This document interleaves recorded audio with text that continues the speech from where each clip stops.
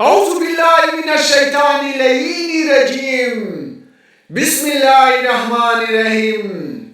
امام علی علیہ السلام نے فرمایا، جو جہالت کی وجہ سے بکثرت تنازع کرے گا، حق کی شناخت کے بارے میں اس کا اندھا پن ہمیشگی اختیار کرے گا۔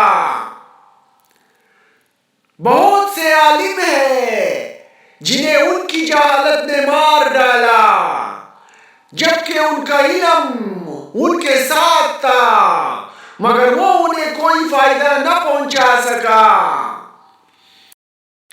لوگ جس شے سے جاہل ہوتے ہیں اس کے دشمن ہوتے ہیں۔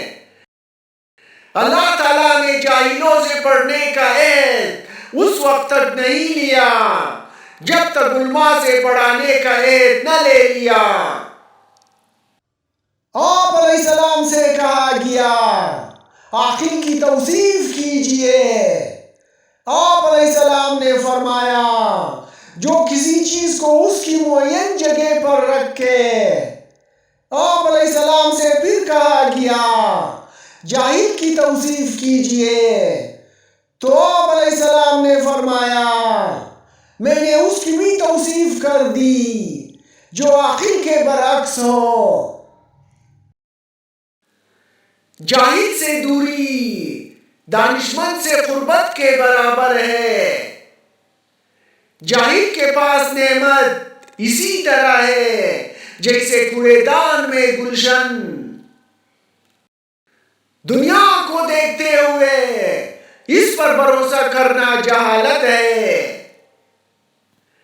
تعلیم حاصل کرنے والا جاہل شخص عالم کی طرح ہے، اور گمراہ عالم گمراہی چاہنے والے جاہل کی طرح ہوتا ہے۔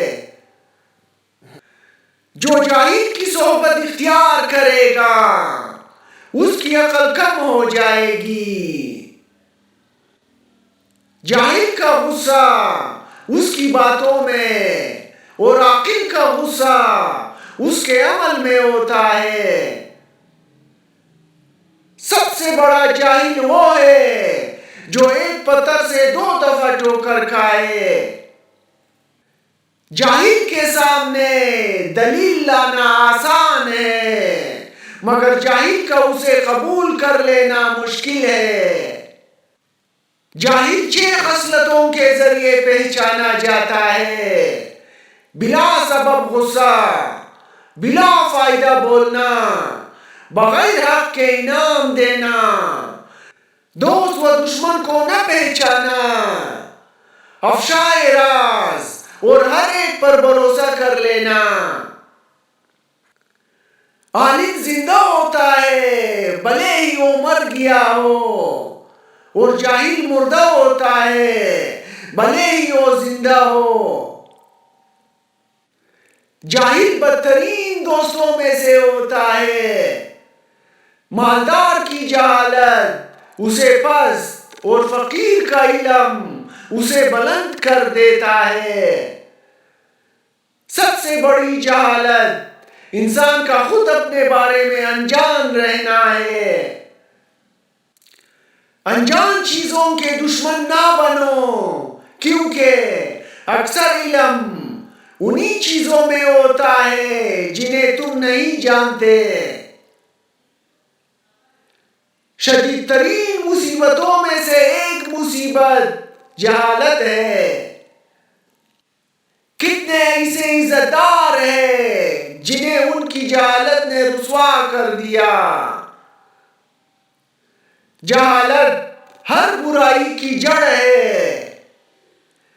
جاہل اپنی غلطی سے ناواقف رہتا ہے اور نصیحت قبول نہیں کرتا۔